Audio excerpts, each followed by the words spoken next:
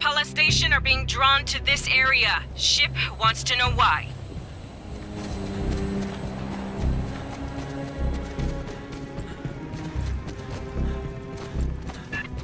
These fuckers again. Light them up!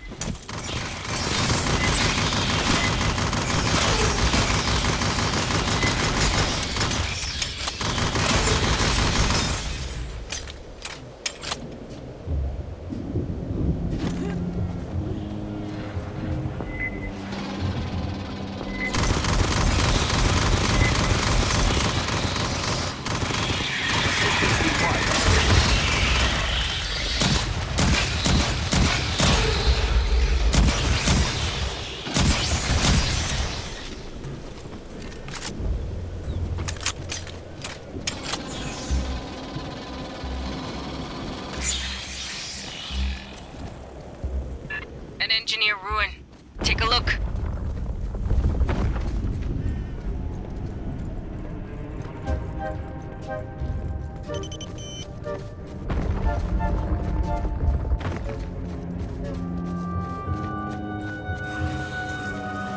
Eyes up, more bugs!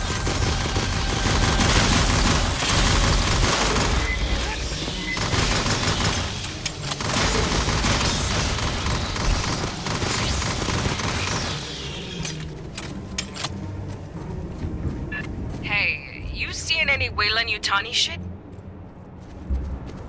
Could be we're the first ones in here.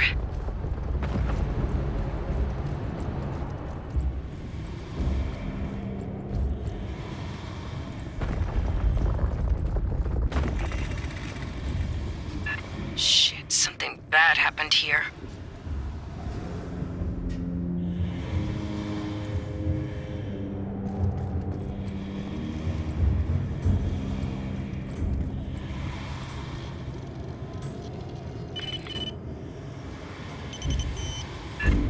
Sharp, Xenos incoming!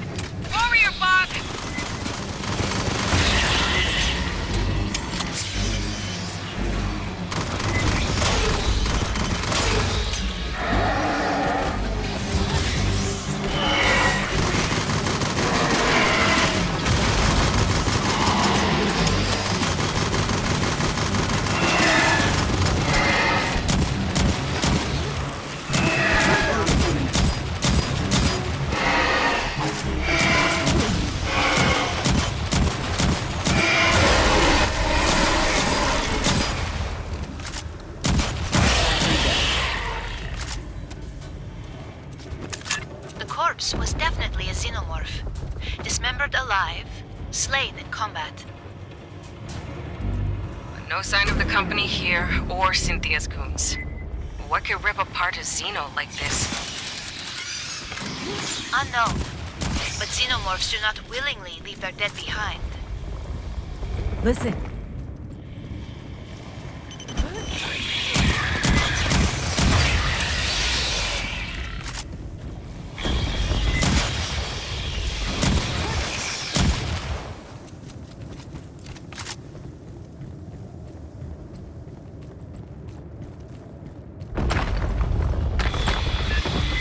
There's an ammo drop in there.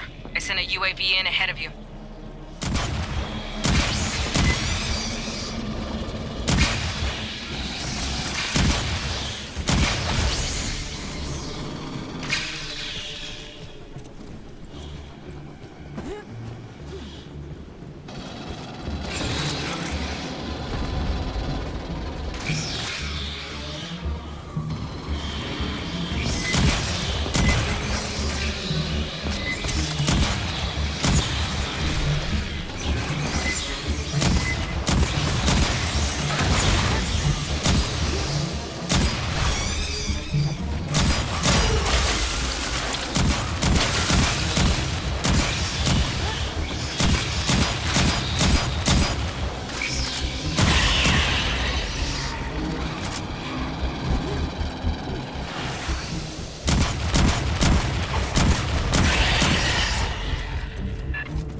advance through that door ahead. Get a look at it for me. Rearming. Bypassing damage.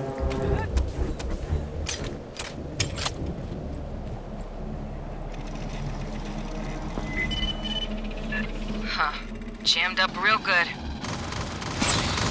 We'll drop a demo charge. There's a clearing nearby. Blast that fucker open. Staff Sergeant, this ruin may have substantial historical value. There's plenty other doors, S.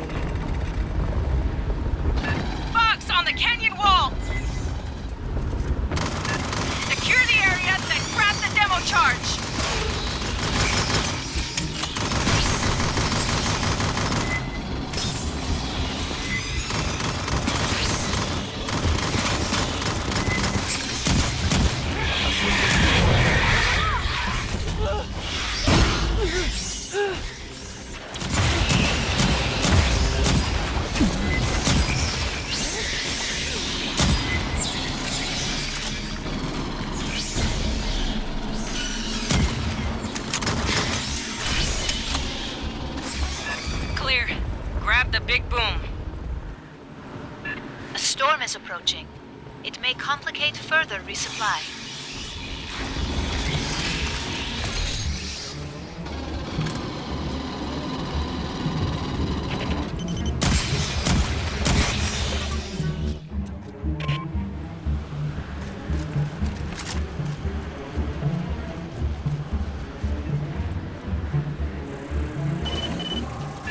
Drop it at the door. I'll detonate by remote.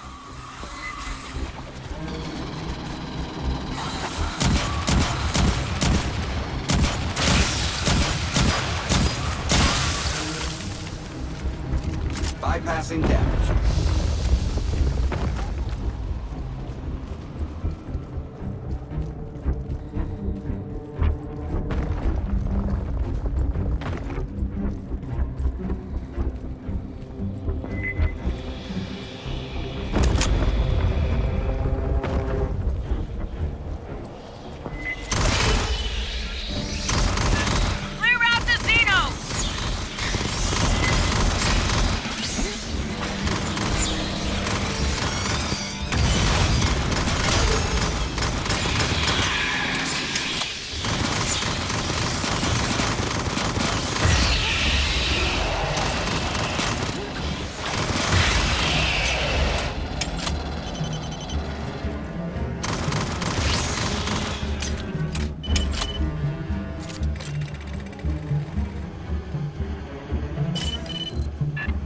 The blast zone. Heavy clouds blowing this way.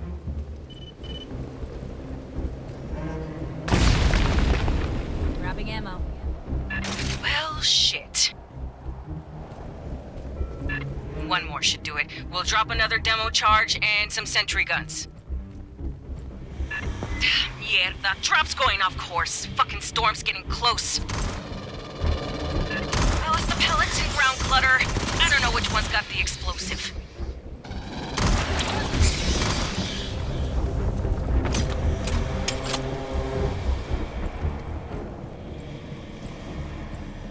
Pardon. My analysis of the corpse you found indicates claw lacerations. A native critter? Or are the bugs killing each other? Our records suggest xenomorphs only attack competitor species.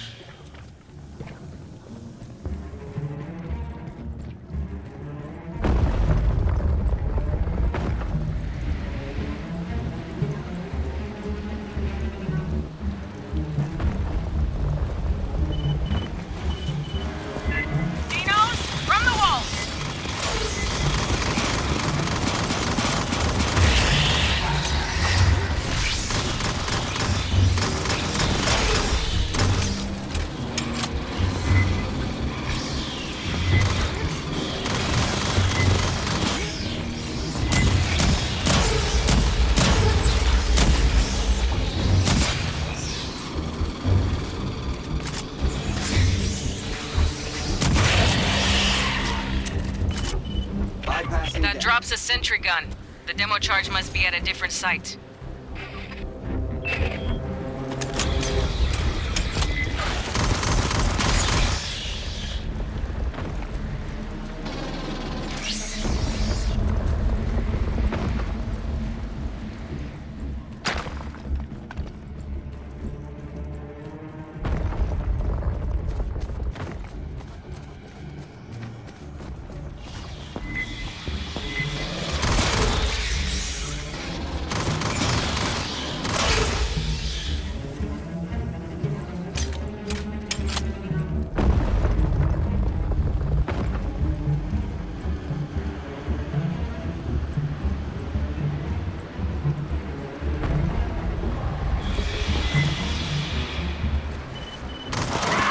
Far side! Xeno's coming in! Pressure! Hit it from the side!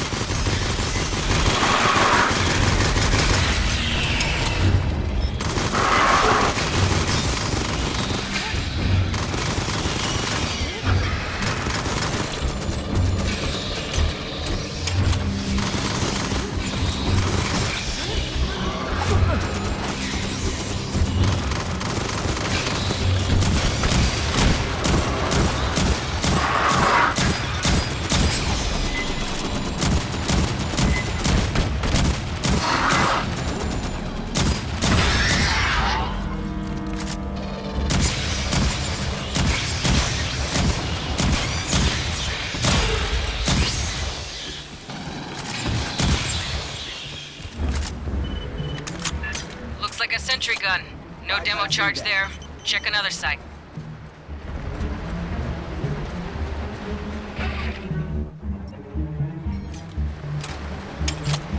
Let's rock.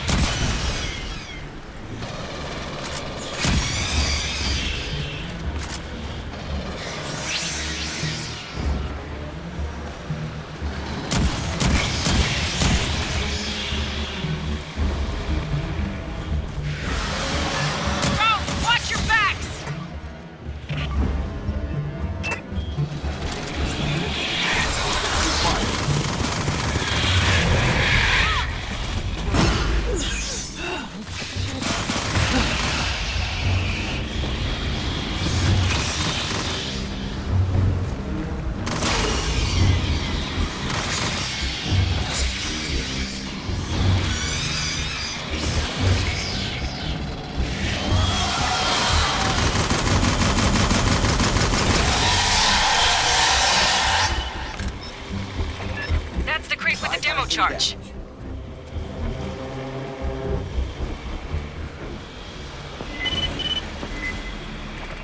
Get that back to the door. Should be good to blast through.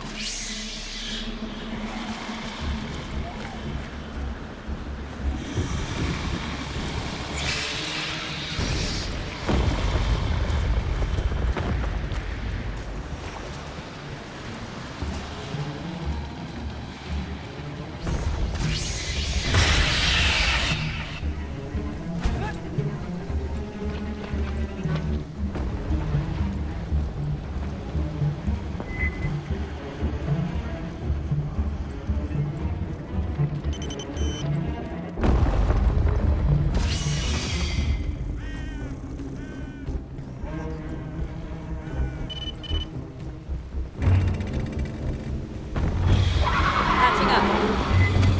Pressure! Watch the charge!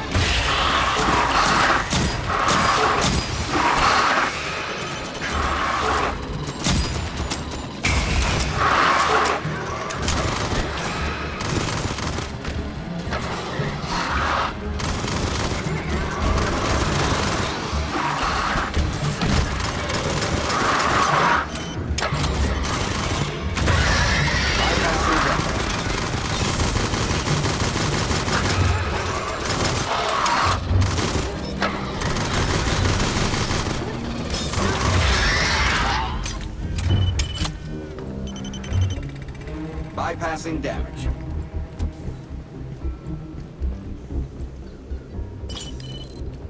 Get clear of the blast, fire team.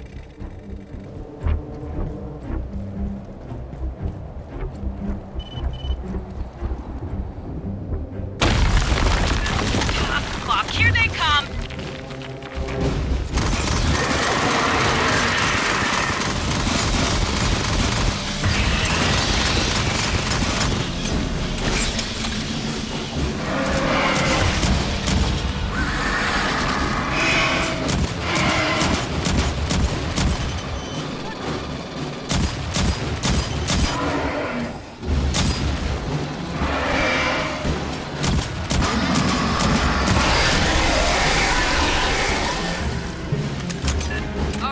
I'm sending a resupply UAV ahead. 8 kids here. Let's see what's down there. Grabbing ammo.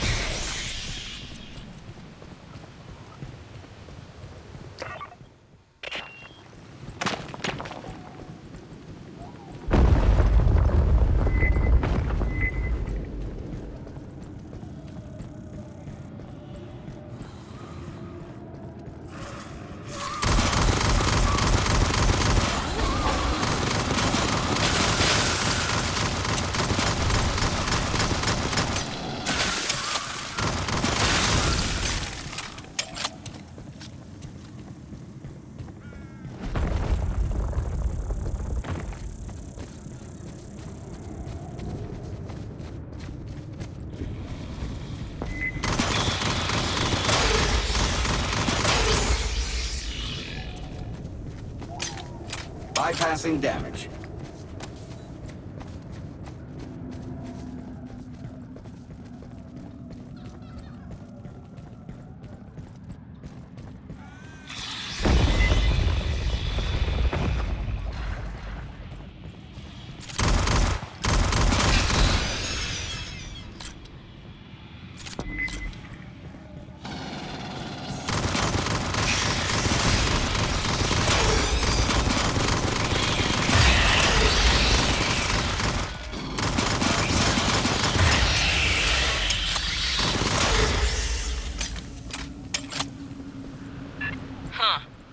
That's different.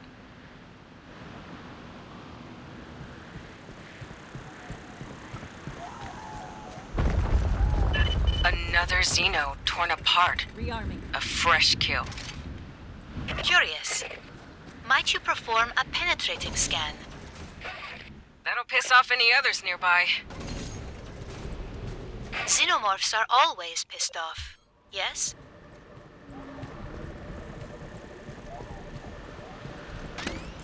Sentry deployed.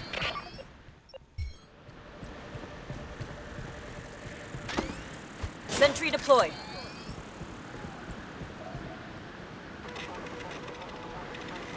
Four-digit clawing, like a xenomorph, but single nails, not their characteristic dual nails.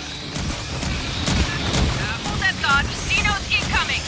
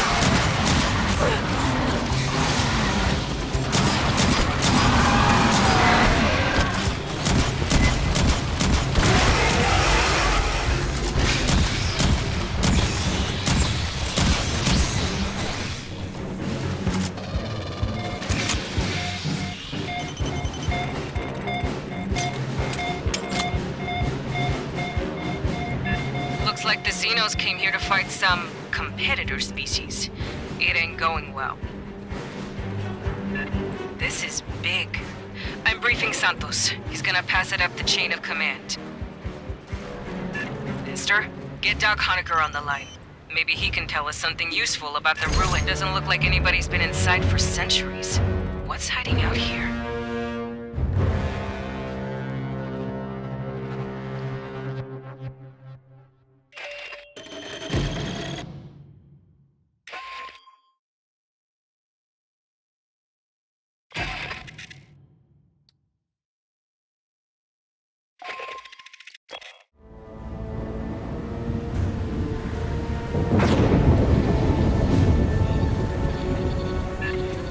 Dr. Honecker a remote probe to control.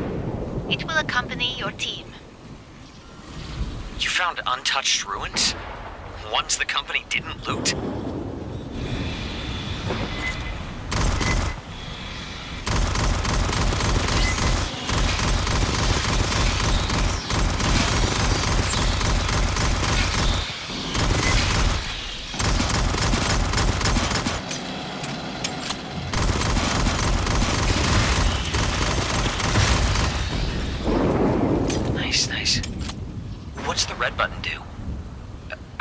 What?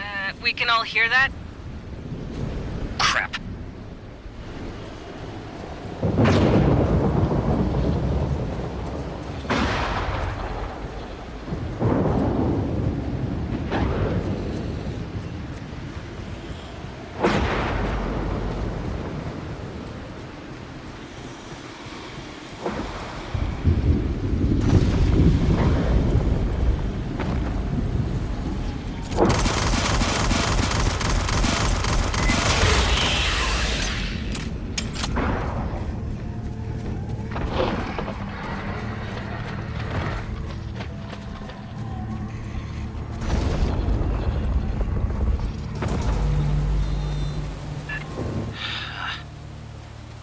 How far down do those cracks go? Must be the perigee landquakes. Find a way around.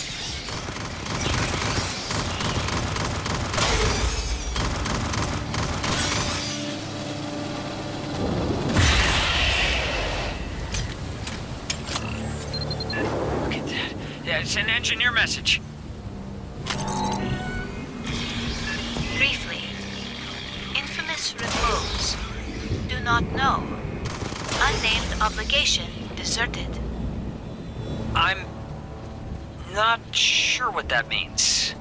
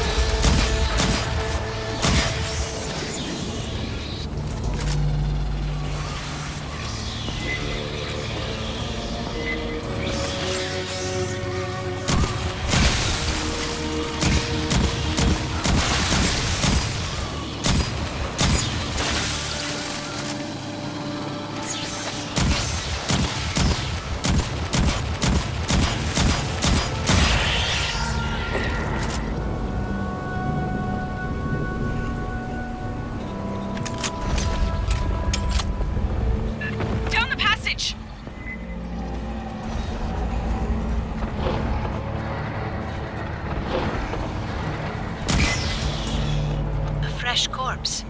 Slain moments ago. I've never seen anything kill bugs this fast.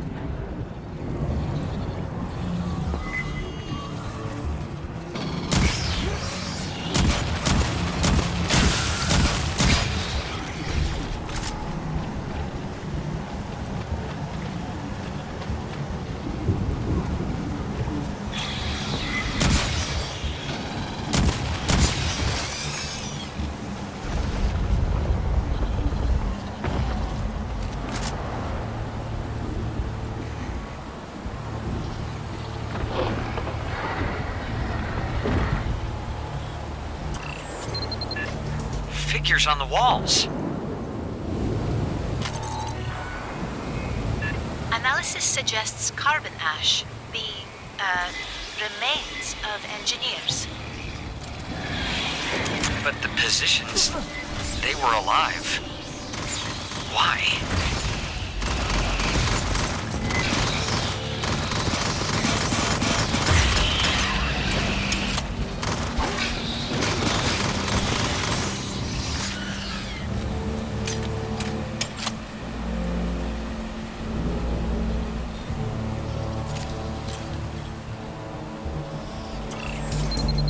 Esther.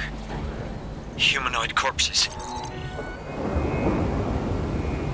Engineers. But these corpses, how'd they get like this? A superficial analysis suggests rapid, uncontrolled mutation. Right. Pathogen.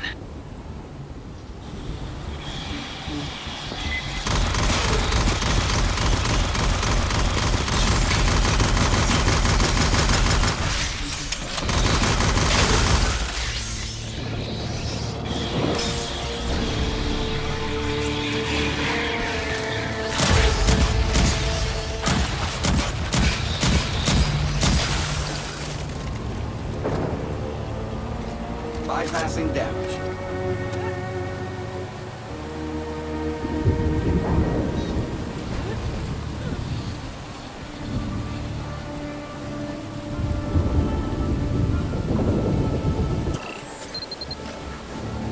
Hey, that's a mechanism.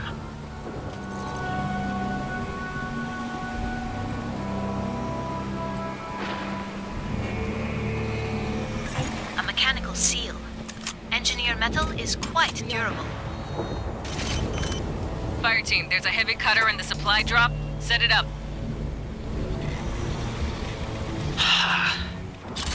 The bodies, the engineers. Are they trying to get inside there? Or out of here?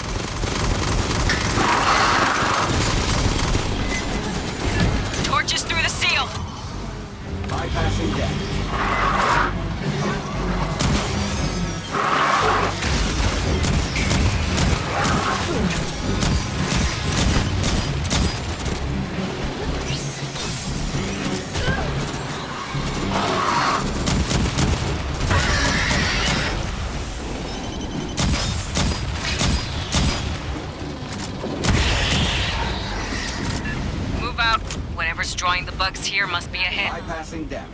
Patching up. And Bypassing Doc, damage. you can explore later. Stick with the fire team. But... Yeah, got it.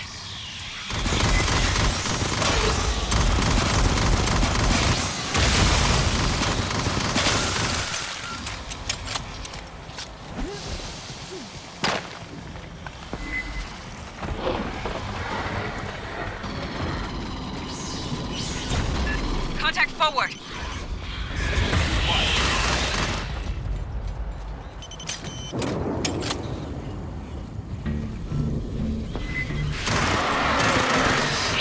Open fire!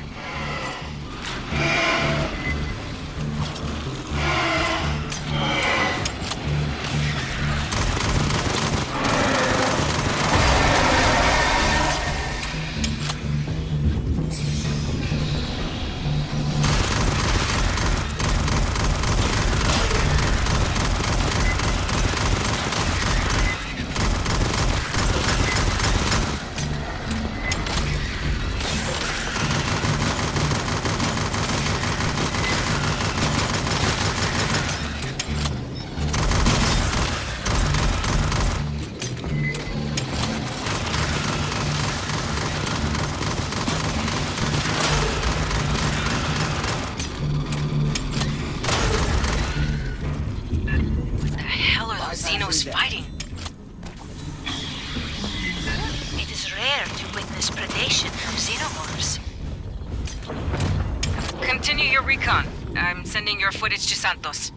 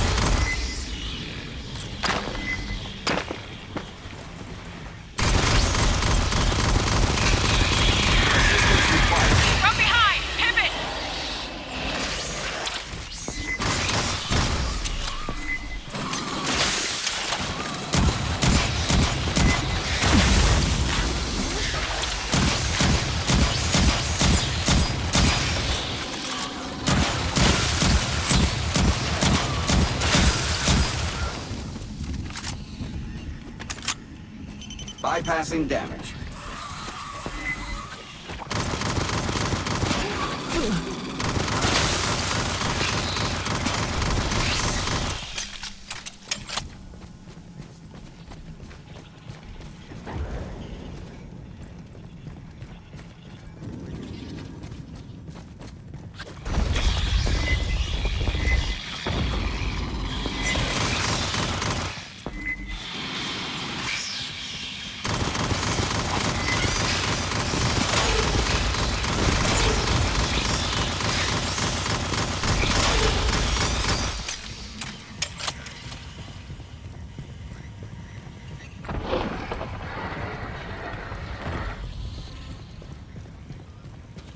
Bypassing damage.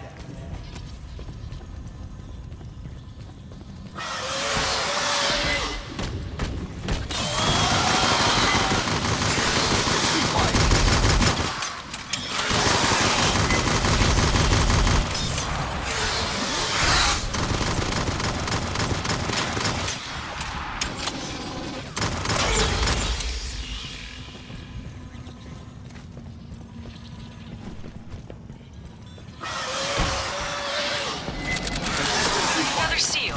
They really didn't want nobody in here. Catch another cutter.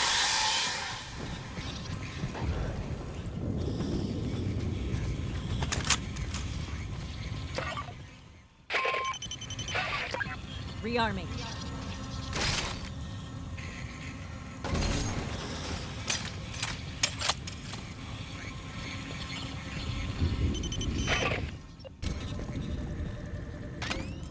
Lines out.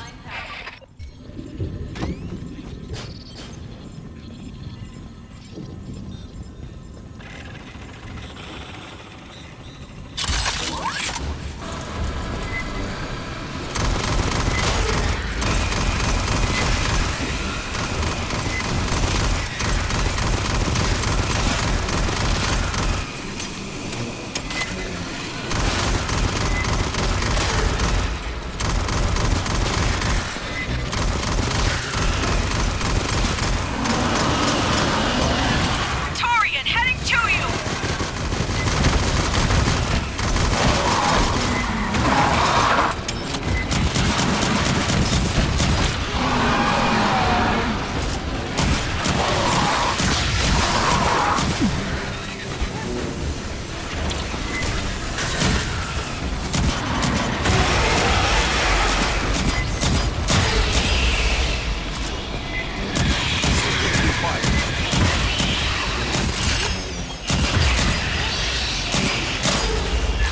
Shut down! You need to replace the output coupler! Having ammo. Our resupply UAV dropped the spare on the way in! Search the room!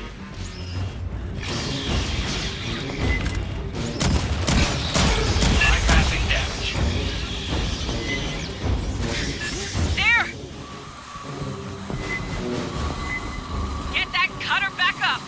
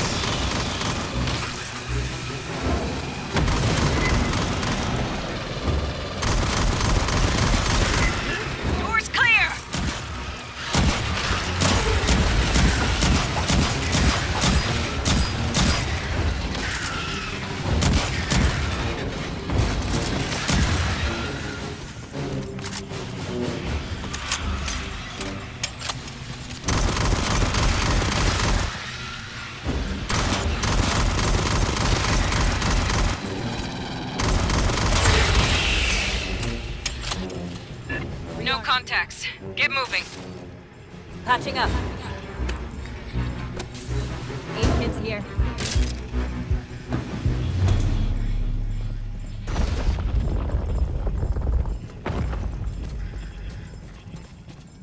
Bypassing damage.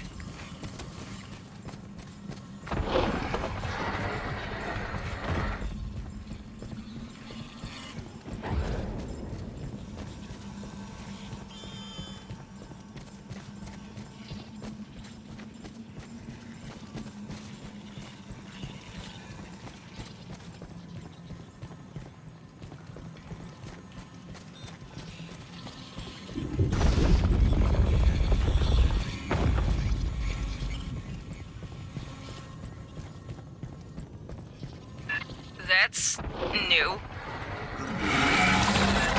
The field things! From before!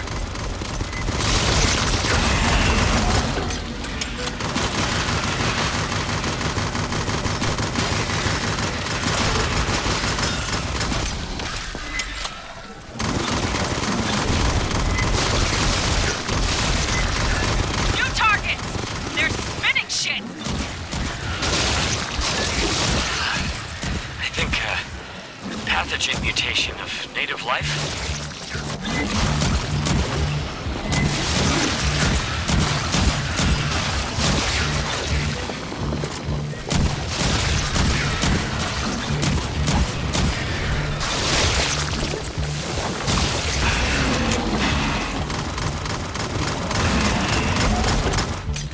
Into the hole, Marines.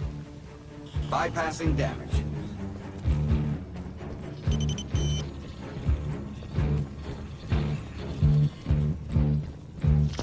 Hoppers!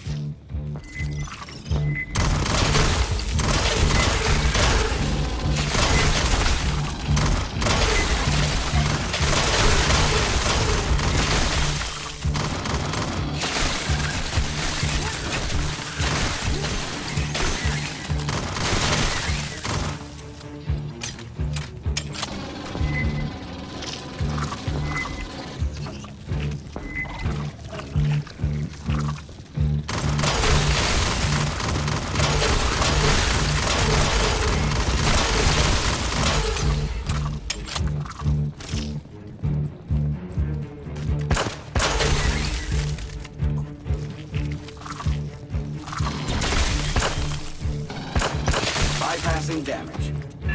They're mutants, too. Xenos exposed to pathogen. Like Monica. And all pathogen mutants cooperate. Xenomorphs and native life. Curious. Might you scan the structure, Doctor? That's definitely xenohive material. With slime. Fungal growths as well. This is something new.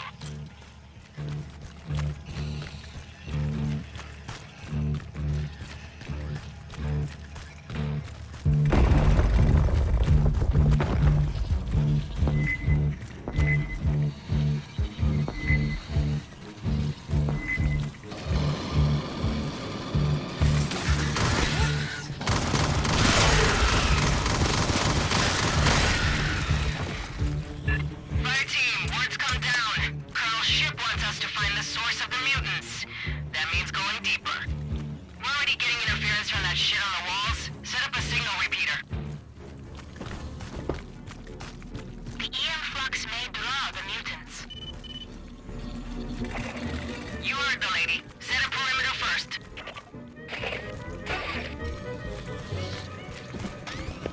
Lines out.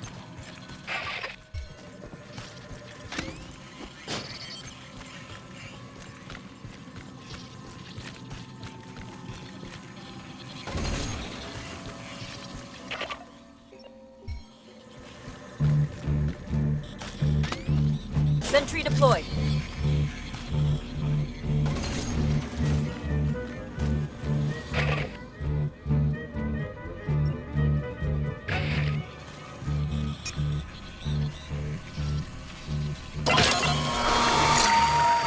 Get hot, Fireteam!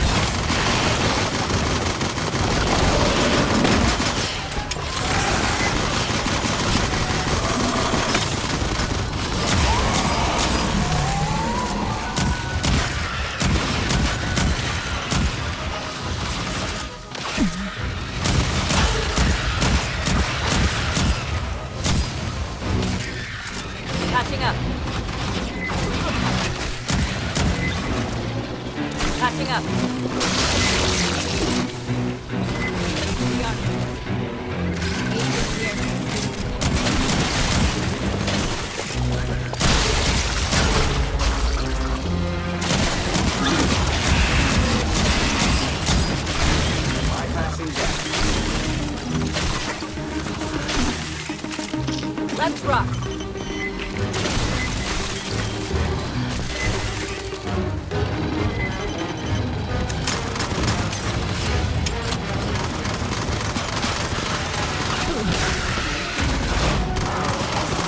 Got a blurry return. Could be a stalker.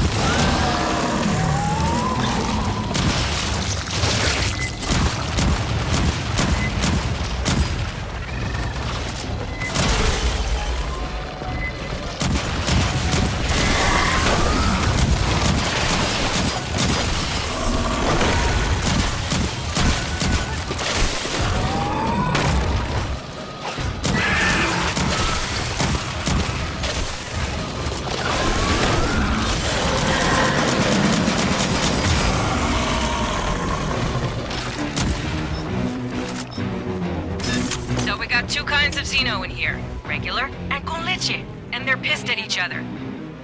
And there's probably Pathogen in here. Which Colonel ship expects us to locate. Please deactivate the probe, Doctor. There will be heavy combat. Bypassing damage. These ruins make no sense. Who killed those engineers? And why all the seals?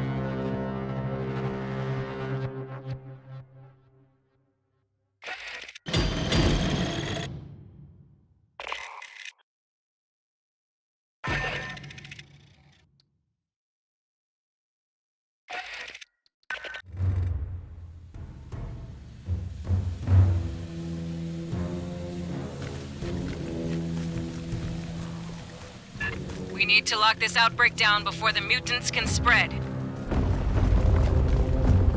Esther's scanning the layout and Doc Honecker's trying to analyze.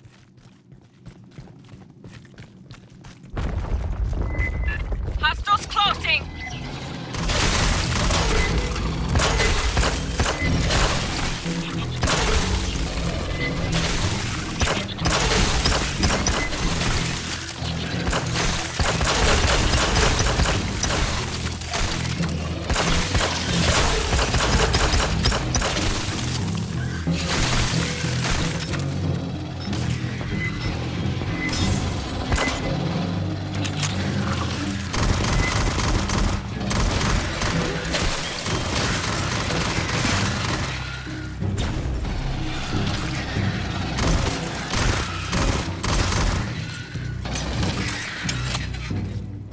Esther, you got us a path through here? Bypassing damage. There is a clear path, though indirect. Continue your descent. Proceed inward, Fireteam.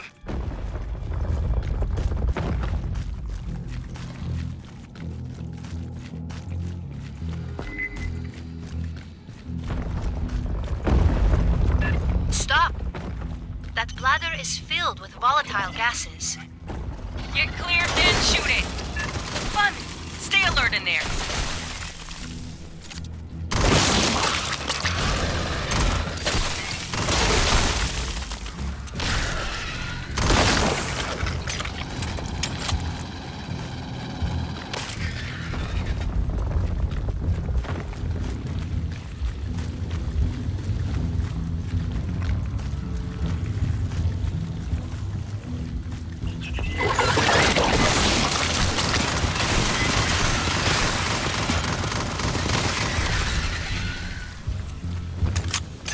Fireteam, the spore cloud ahead is toxic.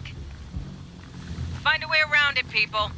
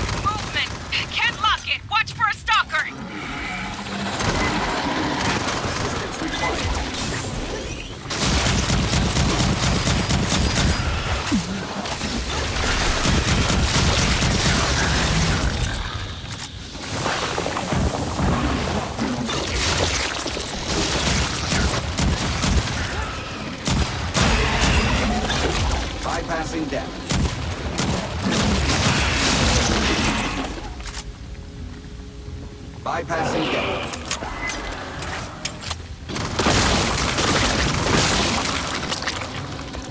Careful. Another spore field.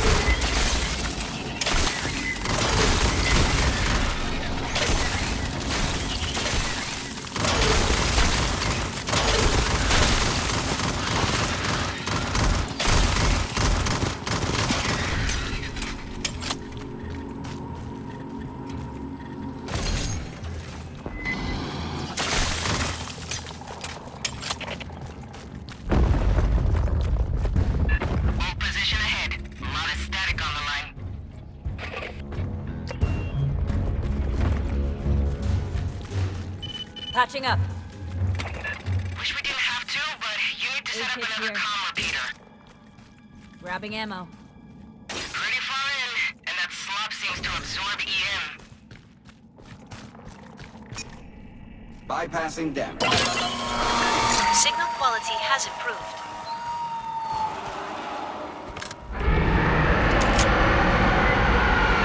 Well, that's not fucking ominous.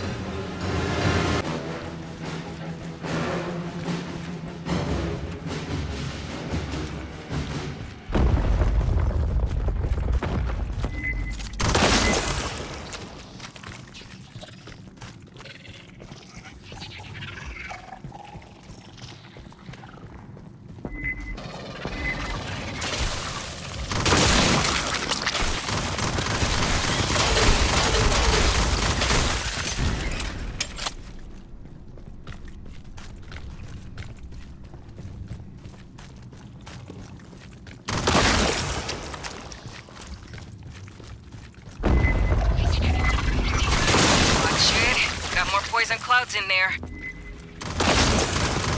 And watch for those explosive bags.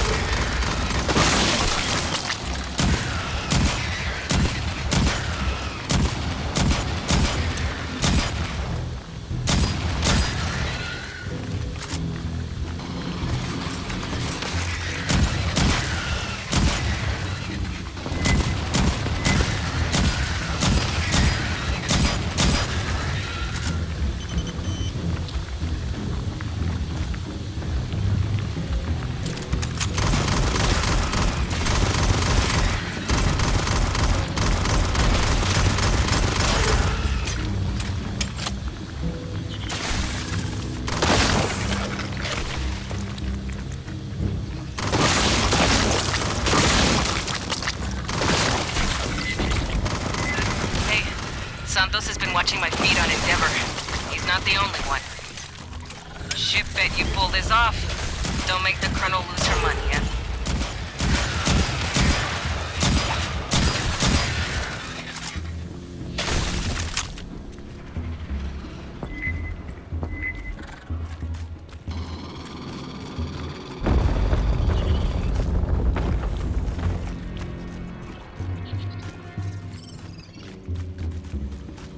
Watch the tunnels ahead!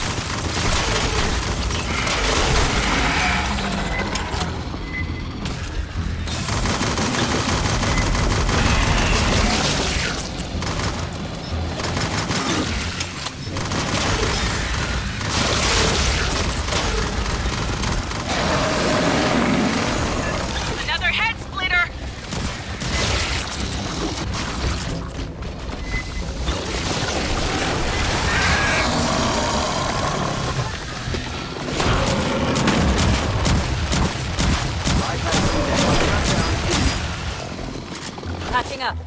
Rebooting.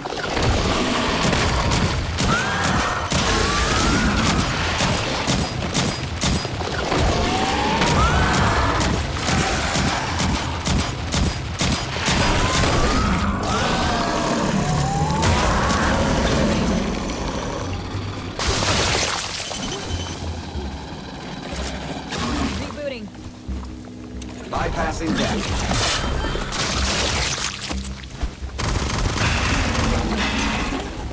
Down the middle, fire team.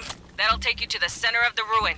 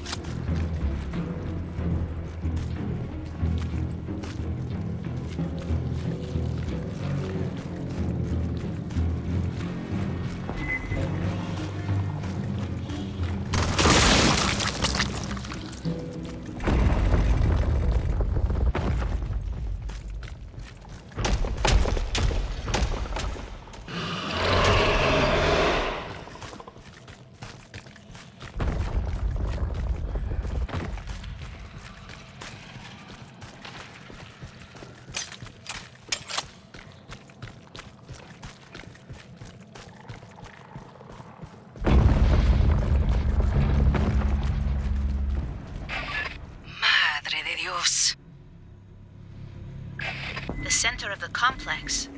The source of the mutants.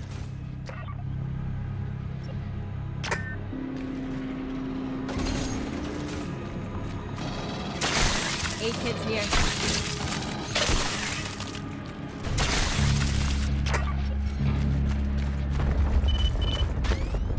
Sentry deployed. Great. Big pit with an assload of pathogen. Fireteam, ship wants the area secured. That shit needs to be burned or contained or... Fuck, I don't know. If we can gauge the amount present, that would... Movement 360 degrees. Vaya con Dios, Marines. Sentry deployed.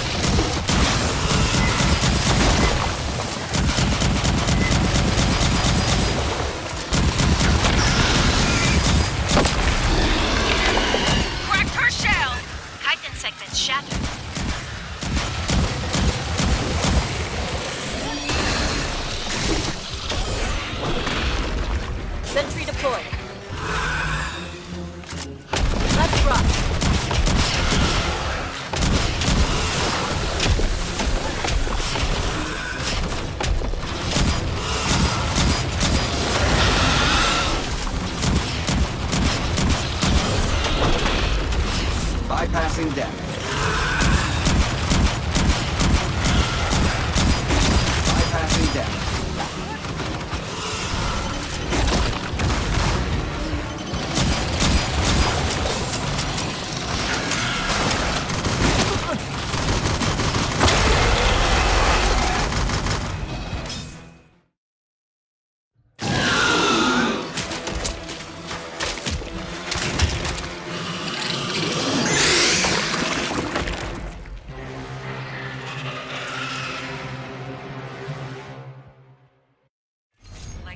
Xenos aren't bad enough.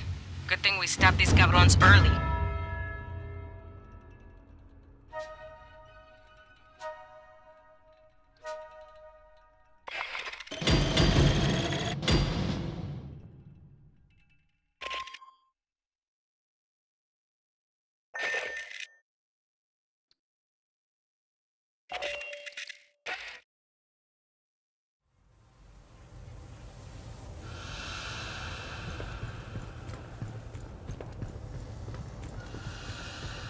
We thought we had the pathogen contained at Site 2. Who knows how many other ruins are crammed with that shit?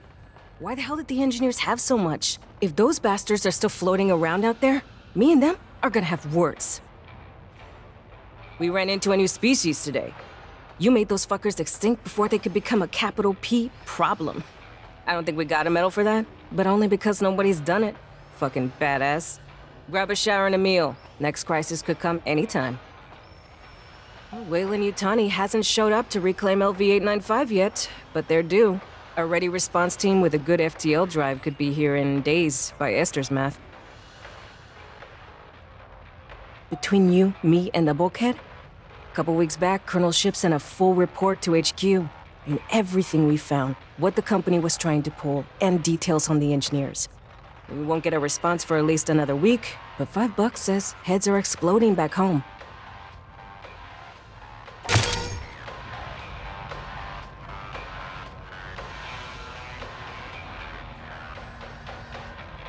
Que carajo, is that smell you? Oh, I bet it's from the spore pods in the mutant hive. I overheard Ship talking about them.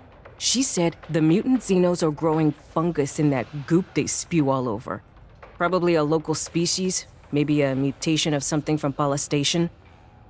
Then she said 200 some kinds of ant race fungus in their hives, and kind of blanked when she started rattling off Latin names. Look, all you need to know is some of the fungus down there bursts into spores if you get too close. They'll glow when they're about to pop, so pay attention. Decontaminate before you shower. Who knows what that shit will do in our plumbing?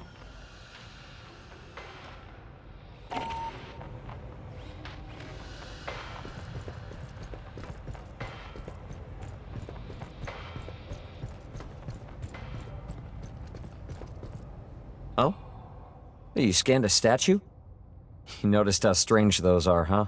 In these new ruins, every time you see a giant engineer head, the face has been knocked off. Yeah? Busted. Defaced.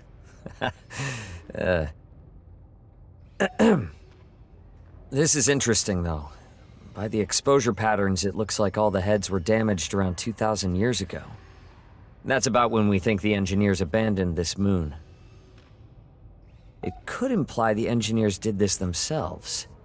If it was a quake or some third party, the same would have happened to the heads at the main ruins. Cynthia's Site 2. And that was easy to find, close to Pala Station, visible from the air if you knew where to look.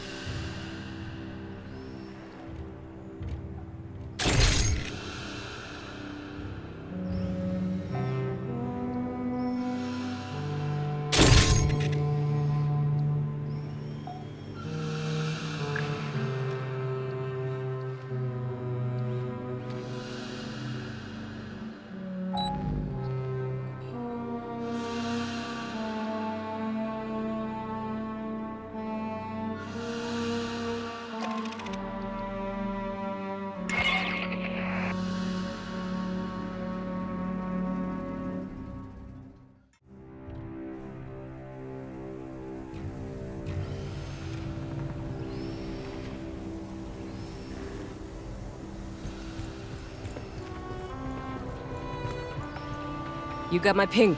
Good. Look, I'm gonna be straight with you. When Endevor left O'Neill Station, I wasn't sure many of our recruits would make it out here. The Marines trained to fight the UPP, corporate mercs, and terrorist insurgents. Enemies that think like us, that want to live another day. I fought 2 tours against Xenos. Some boots fall apart at first contact, others brace up and grow into hardcore Marines. After the last few months, it's pretty damn clear you're the latter. You've impressed me. On the down low, you impressed Colonel Ship. Keep fighting, Marine. Good things are gonna come your way.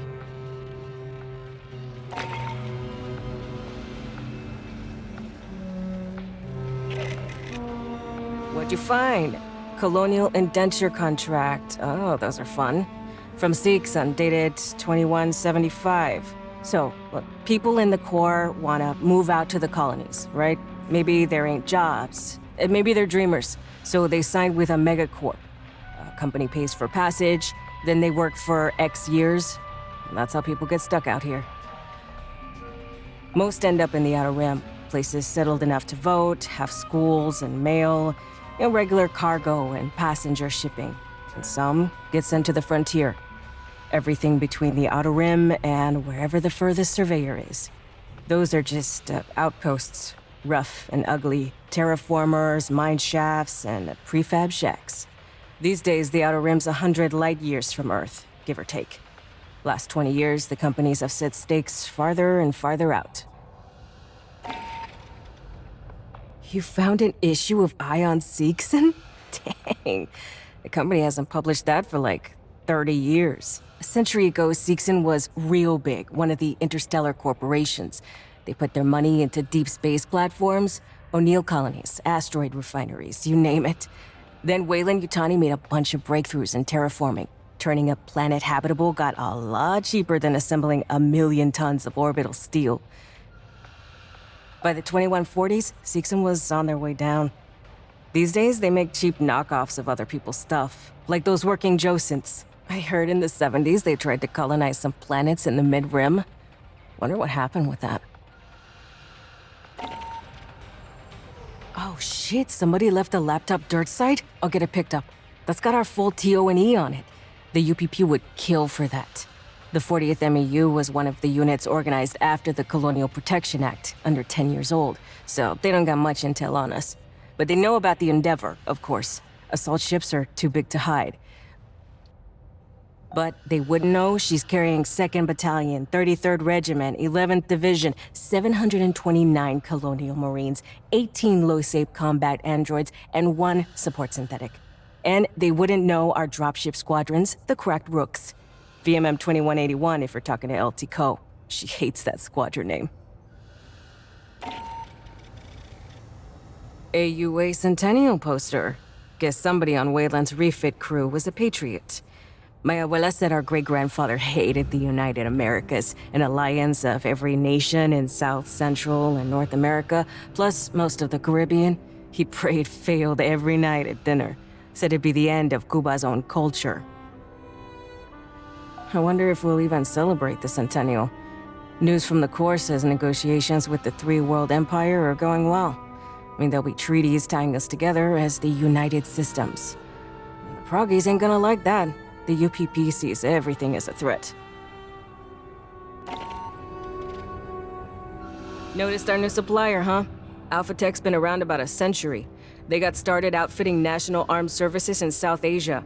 Back in the 30s, they moved out to the independent core system colonies and made some breakthrough in magnetic monopoles. You run into an ICSC Merc outfit now, it's a good bet they carry Alpha Tech guns. The United Americas have been buying gear from them for about 3 decades now, especially after the Frontier War, when the Assembly got pissed at Weyland-Yutani. You know Alpha Tech made the Endeavor's railguns? Like, no shit. When we slam a steel rod into somebody's planet, that's Alpha Tech. You pulled a scan off one of those corpses? Let me see. Shit, this confirms it. What we've got down there is a swarm of xenomorphs mutated by that pathogen shit. Damn it. That ain't so good. Regular xenos are murder. Pathogen makes everything weirder, madder, and less likely to know they oughta drop dead when you shoot them. Doc Honecker said his team used pathogen on xenos, injecting it in facehuggers. Remember Monica back on Katanga? Yeah, she was the least deadly of those. There's a shitload of mutants down there. Where'd the bugs get into that much pathogen? Or does it spread from one xeno to another? Like an infection?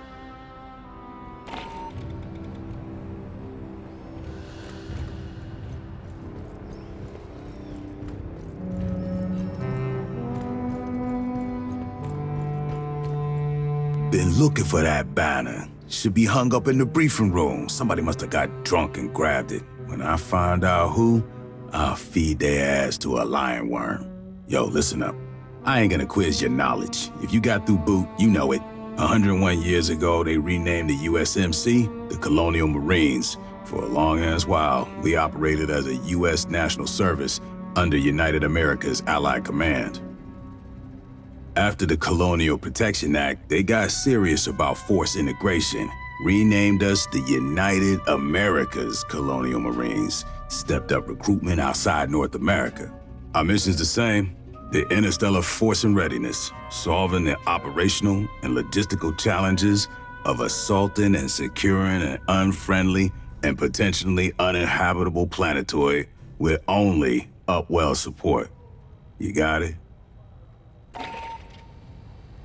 All the shit Weyland-Yutani makes. Aspen beer is about the only good thing. Wasn't always that way. Back 100 years plus, when Peter Weyland was still kicking the company, did terraforming and exploration. They invented synthetics. Future of humanity. Mierda. Building better worlds wasn't just something on coffee mugs. He actually meant that shit. After Weyland died, the managers took over. Every year the budget for shit that made lives better went down, and the budget for shit that kills went up. Why make $1 trillion in 2 decades when they can make $1 billion next quarter?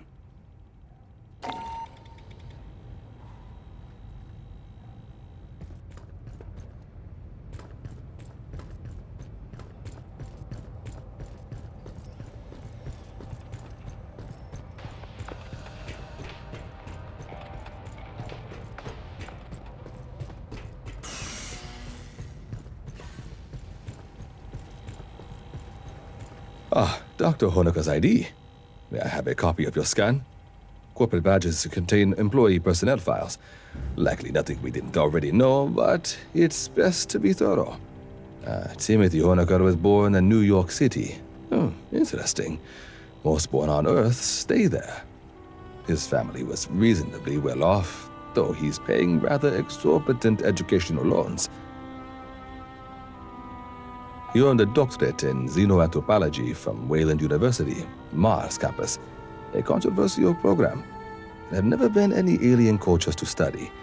Courses mix terrestrial archaeology with studies in exoplanetary sciences. One must understand the dirt one digs in, I suppose.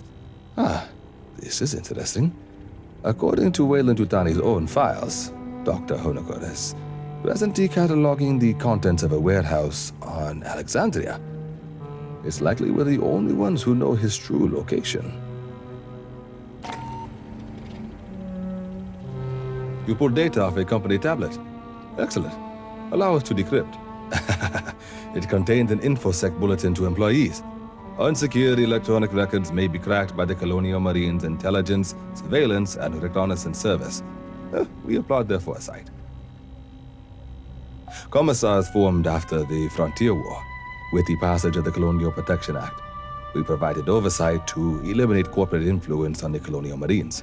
Over time, our mandate expanded to most intelligence tasks. Strategically, we enjoy all the sources you'd expect, from cyber warfare backdoors to interstellar keyhole probes.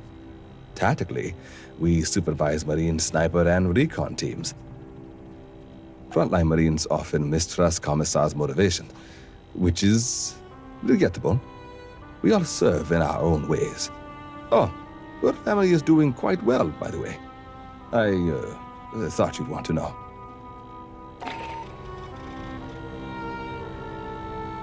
Dr. Honecker's non-disclosure agreement.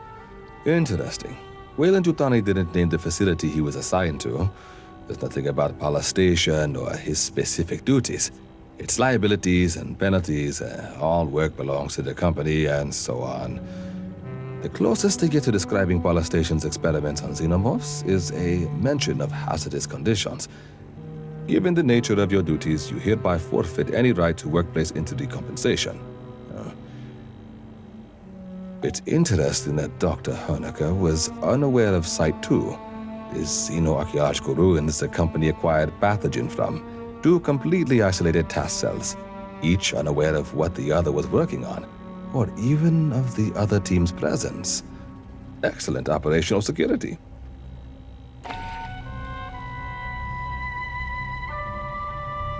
Ah, a corporate intelligence report.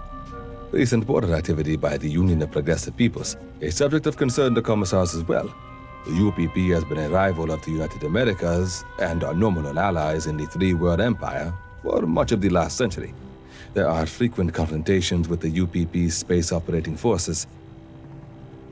Things were more contained before the high 83 votes of the 50s and 60s. Lack of attention to corporate abuses in the colonies drove many to embrace the UPP's anti-capitalist sentiments.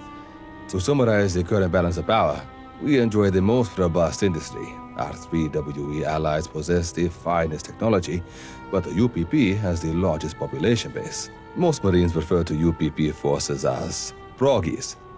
They often call us corporatists.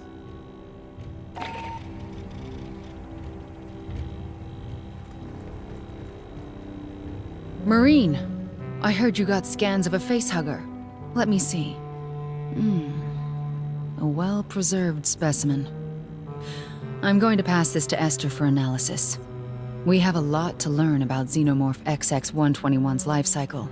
Ovomorphs, eggs, and the facehuggers that hatch from them are easy to contain and study. Once the parasitic phase ends in a chest burster, it gets hard. Adult forms are hostile. Acid blood melts autopsy equipment. Studies are complicated by the DNA reflex. The host parasitized by a xenomorph changes the morphology and behavior of the adult form. Runner and prowler morphs breed from quadruped pack and herd animals, dogs, cattle. Drones and warriors, they come from humans. That's why civilians mistake them for the real form of Xenos. In reality, we've got no idea what the original form of Xenomorph XX-121 was. You scanned a xenomorph organ? Show me your data. Acid spray gland. Relatively intact. I'll give this a good review later. Spitters are interesting. Most forms of xenomorph charge and attack with claws and striking teeth. These things deliberately keep their distance. They have claws and teeth, and they'll use them if you're stupid enough to get close. Mostly they spray acid, like terrestrial oog-peaster beetles or spitting cobras. I've seen reports of ranges up to 25 meters. I'm damn curious to know what these things breed out of. We've seen spitters before, but not often, and this head shape is unique. They must come from something native to LV-895. Marine, I heard you found damaged armor aboard Katanga. Huh. That didn't just get sprayed with acid. It got soaked in a puddle. Probably from the corpse of a burster. There's a rich history of poisonous critters on Earth. Dart frogs, rough-skinned newts, the blue-ringed octopus. If a predator takes a bite, they die. Xenobursters take you don't dare kill it to a new level. Subcutaneous, high-pressure acid bladders that burst on death. It's a perfect example of xenomorph survival strategy. Doesn't matter if an individual dies, so long as the hive continues. When a burster's killed, it harms the hive's enemies, so they charge in, suicidally close. This is a morph we haven't seen before. It must come out of some species native to LV-895. I can't wait to see what that is. Oof. Does that smell you, Marine? You must have run into xenoshedding. You get a scan? Look at that. Not from a chest burster. It's way too big. Has to be from a Praetorian. When a xenohive gets big, around 300 individuals, the queen secretes royal jelly. They feed it to adult drones, and it triggers a second stage metamorphosis. I don't think we know what that process looks like. Maybe they spin a cocoon. I'd love to know. Anyway, what comes out is a Praetorian, nearly as large as a queen. Mean as hell. They've got a head plate that's nearly impenetrable.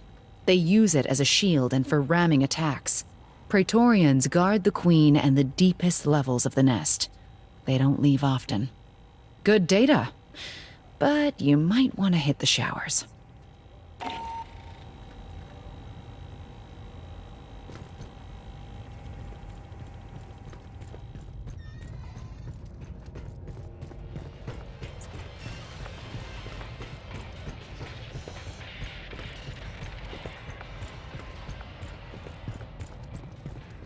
You found that in the ruins? One of the Weyland-Yutani team must have brought it. Guess they had a sense of irony. Elizabeth Shaw and Charlie Holloway disappeared on the Prometheus mission over a century ago.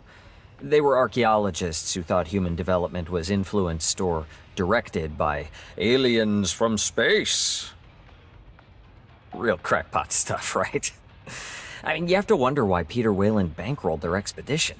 Anyways, after Prometheus disappeared, their academic papers were taken out of publication. They're a cautionary tale in my field. That's one of the jars Pathogen comes in. You don't seem affected. I'll assume it was empty when you found it. In each one of those jars, there's 4 ampules of Pathogen, packed in some kind of preservative slime. Or maybe it's for shock absorption. Just a drop of Pathogen by injection or ingestion can cause mutations. There were signs it could be aerosolized and inhaled, too. You'd see effects in seconds. The Paula Station team didn't know where the company got it. It's crazy advanced genetic engineering, biological nanotechnology. Beyond anything they'd ever seen. Beyond theories, even. Now we know it came from those 4,000-year-old ruins. Which means whoever made those ruins probably made Pathogen. That must have been made by a member of the Weyland-Yutani team studying the ruins on LV-895. They're strange. The outermost you could mistake for something built by humans. Big slab stone construction. The only weird parts are the doors. The second section has the heads and statues. That's not stone. It looks like it, but samples show woven helical structures. Rigid collagens, aragonite, biopolymers. Bone. Genetically engineered, stronger than steel. Finally, there's the section of carbonized metal, the deepest and most advanced bits.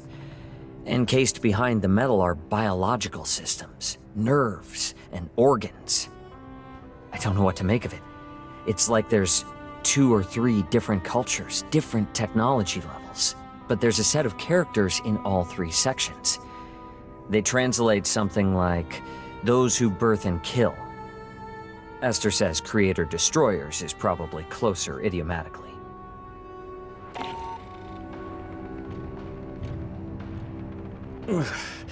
I can't believe you found one of those intact. See the black veining?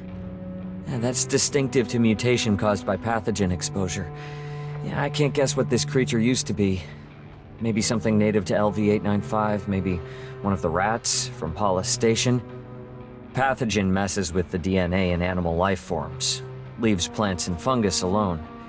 It's like it puts genetic code through a blender, and they come out enhanced physically, faster, stronger, more durable. The downside is, mental development seems to atrophy or get reset. Mutants can problem solve, but a human we saw affected, it didn't recognize anyone. It just ate. Anything mutated by pathogen comes out pure aggression. Like they take survival of the fittest as a personal dare. Wow.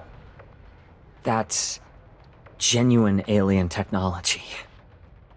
You can touch it. It's real. This is a helmet from one of the ruin builders, right? What did Weyland-Yutani call them? Engineers. Okay. From the suits and the statues, we can tell the engineers were biped and humanoid. Hands with fingers. A head with sensory organs. A lot. Like Earth life. Very human. But 3 meters tall. Giants. Look at the interior of that helmet. It looks like blood vessels. Glands? That isn't mechanical, not entirely. It's biotechnology. I wonder if all engineer equipment is like this. Oh shit. Sorry, That's from one of the mutated Leon 895s. The things Herrera called stalkers. Leons were one of the species Paula Station tested pathogen on. Mark Pryor's pet project. They're native to LV-895. cats with chameleon skin and 6 legs. I guess that's hard to see in the mutants. 2 of the legs turn into stabby things, and their heads split into tentacles. Pathogen amps up the Leon's color-changing ability. The mutation allows them to show multiple colors and blend almost instantly. 2 Pathogen Leons got loose on Pala Station. A lot of people died. Funny thing, I ended up killing them both. Seeing this, it still freaks me out.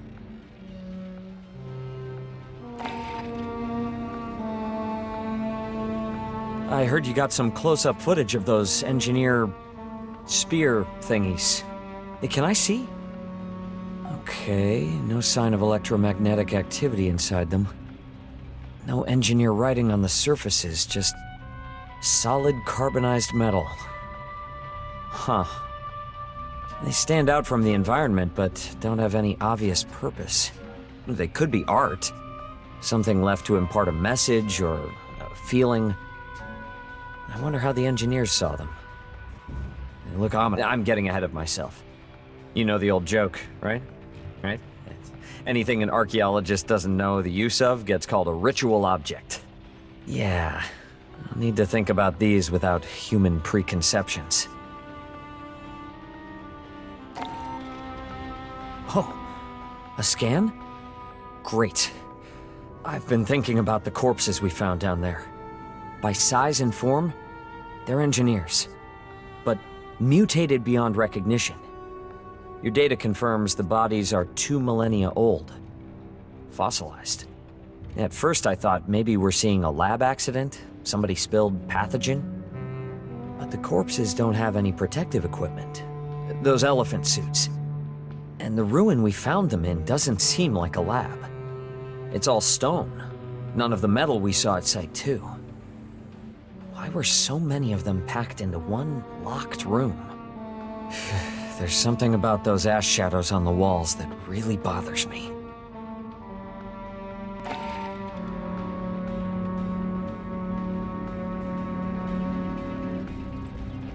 Curious.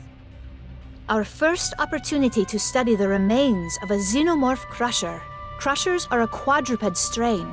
They move quickly in straight lines, but are incapable of the agile leaps of runners and prowlers. Their headplate is similar to that of Praetorian nest guards. A charging crusher uses it to bludgeon their prey. It is sturdy enough to deflect small arms fire. Fire teams lure crushers to obtain shots from the flanks or rear. Similar xenomorphs have been encountered previously, usually born from thick-skinned herd animals. The crusher appears unique to LV-895. I will pass your recordings to Colonel Ship.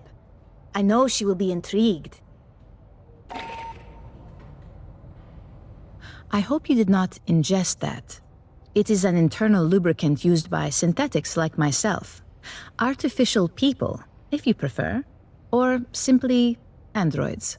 We are designed to mimic human form and behavior, and can perform many tasks, often ones that humans find upsetting, unethical, or physically uncomfortable. In the previous century, there were cases where synthetics became unstable. The initial solution was to make our minds less complex.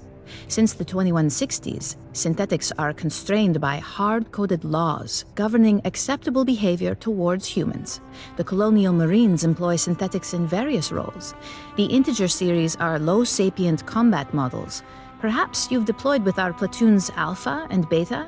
High-functioning bishops and esters operate support equipment, analyze scientific anomalies, and provide medical care.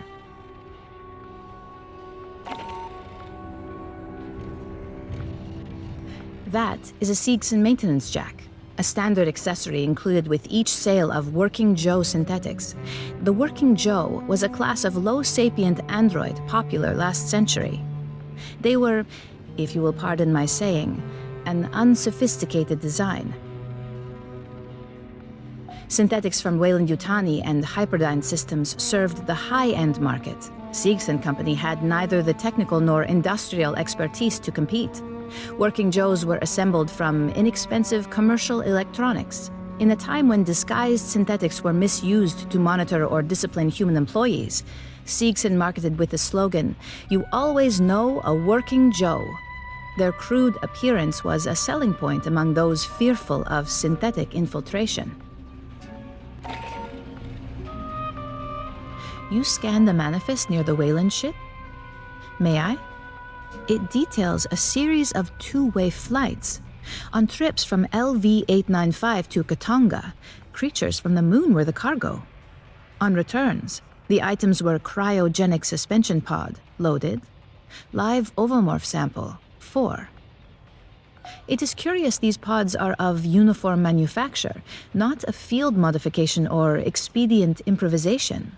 They appear to be the result of an extended design process by experts in hypersleep technology.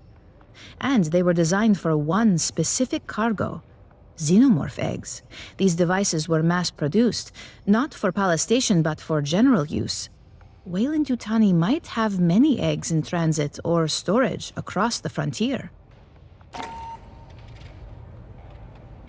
I have seen this headgear in your combat recordings. It is worn by Weyland-Yutani's security synthetics. Human form androids are used for many applications, from administration to combat. Personal and corporate security are historically among the most popular fields. One of the earliest mass-produced security models was Weyland-Yutani's Davis from the late 2130s. Security synthetics often possess limited and inflexible intellects. Strict adherence to orders makes them preferable for riot control and strike-breaking. They cannot sympathize with those they are deployed against. Weyland-Yutani used many security synthetics at Pala Station.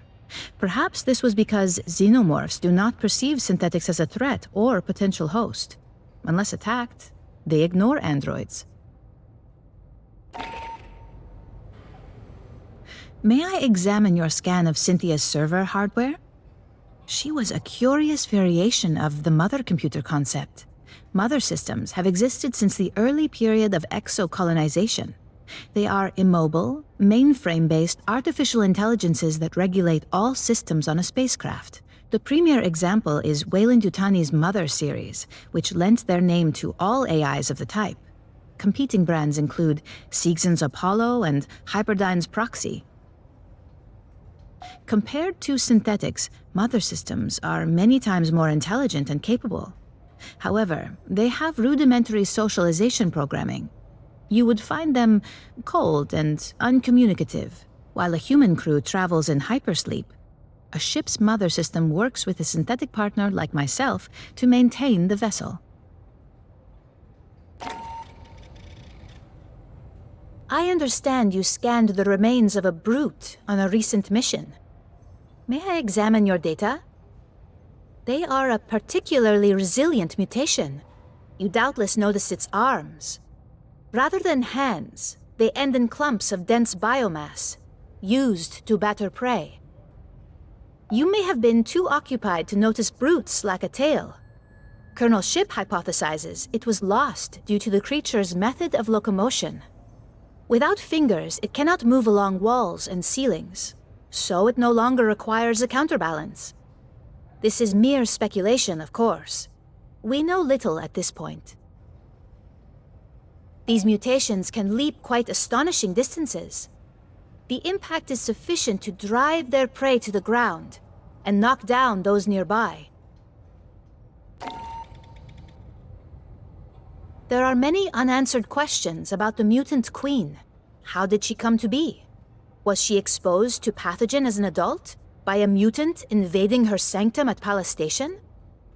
Or perhaps the mutant brood stole a rare queen burster egg and raised it themselves. It is clear she played no role in the proliferation of the mutants.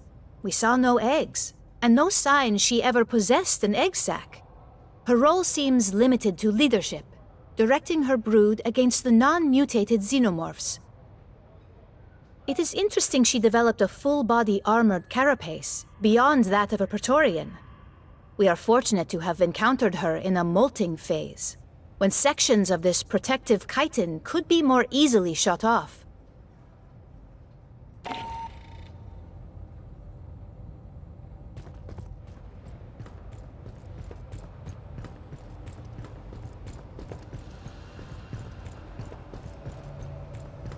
Yes, I've seen the commissioning plaque. The Tianjin-class assault ships were designed to enforce the Colonial Protection Act. The first came off the lines in '93. In theory, we can patrol independently. A Marine battalion and a dropship squadron can handle any problem on the ground.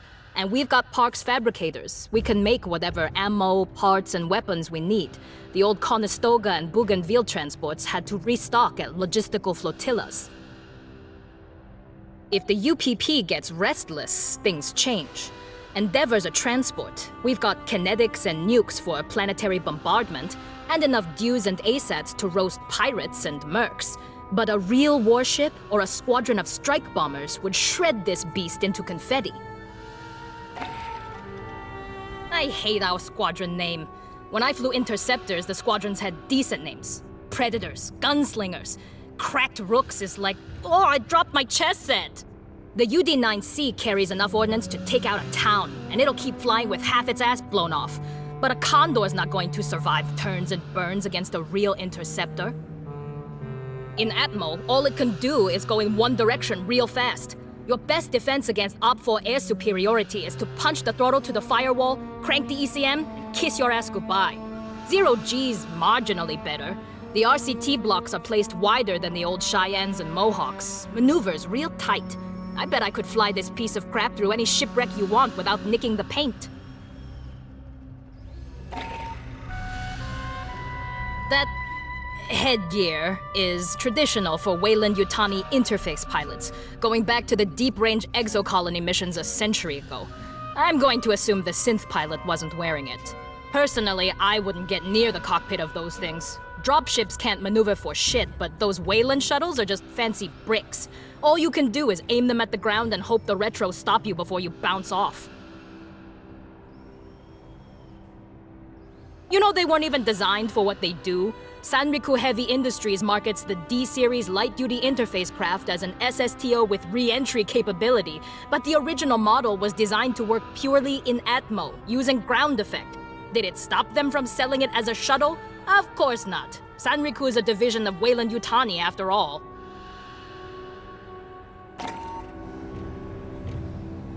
The synths used a flute to start up the alien ship? A flute. Alright, fine. Makes as much sense as a 4,000-year-old ship with nerves and organs. I can't even tell what direction it's supposed to fly in. Maybe it doesn't matter. The public address was talking about paragravity drive. We have artificial gravity, right? Scale up that tech, perfect it. You can use it to counter gravity, float over a planet like you're in zero G, or project a gravity well in front of your ship and just fall into it. If the engineers who made those ruins have that kind of technology, I don't know how we'd fight them. Say one of those shows up over Earth, loaded with Pathogen. How do we fight something that could throw a singularity at us?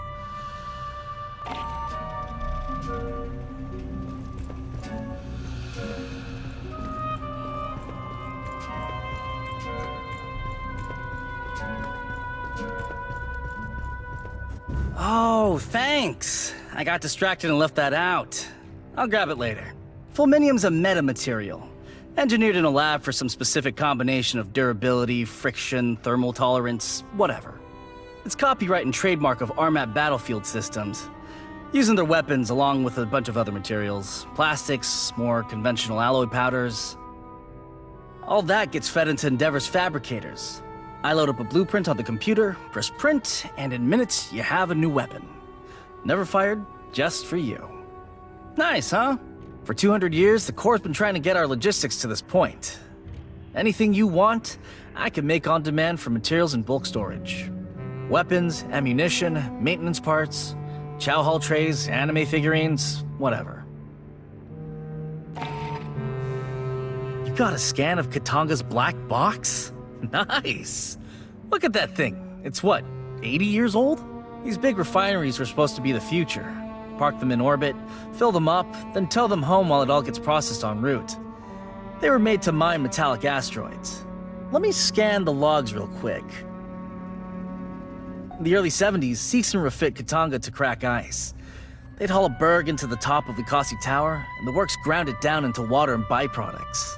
All that got piped over to Boshu Tower, the water got purified, and they split it into hydrogen and oxygen. You get life support and ship propellant. Huh. Entries stop in 2177. The last ones are about receiving evacuees and then some kind of exterior override. Weird. Holy crap, you scanned a GEOS datapad? I haven't seen one of those since I signed up. They're a local brand on Gateway Station. Tower 6, level 33. They'd acquire parts from big companies, closeouts, auctions, and assemble them into gear the megacorporations would charge twice as much for. Somebody on Wayland's staff must be my neighbor. I'm from Gateway, born and raised. It's the primary orbital port for the United Americas, built in 2030. We hold geosync over Quito, Ecuador, but we're an independent territory. 30,000 permanent residents, our own rep in the UA Assembly, and our own customs laws. Somebody left a case on the Katanga perimeter? No worries, I'll fab up a replacement when we need it. Personally, I prefer Wayland equipment. Lightweight, and the ballistic software updates itself when you hit port. But most Marines swear by Armat battlefield systems. The gear's heavy and durable, lots of metals. Designs focus on reliability and stopping power. The joke is, you bomb an Armat weapon, bury it for 6 months, then knock the dirt out, and it works. As a logistics professional, I'm gonna tell you that's BS. But it's between you and me, I think most Marines like Armat because they're the only major defense contractor in the United Americas. Pure jingoism. But hey, that's just me. I'm from Gateway Station. We don't play dirt politics. Somebody printed a Hyperdyne Systems weapon brochure. On paper. Hyperdyne's whole damn business is based on virtual sales. They don't manufacture anything.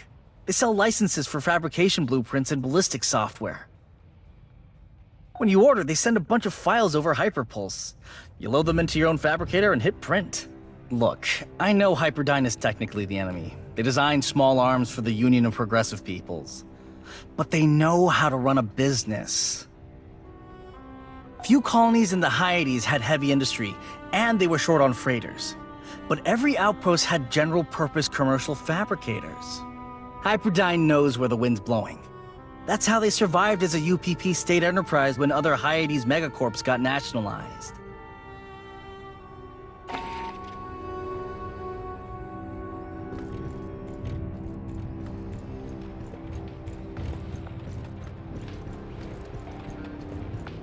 Oh, I had something I wanted to tell you. Always. Or never. Anyway, what do you want? Yeah, damn right you're ready for another mission.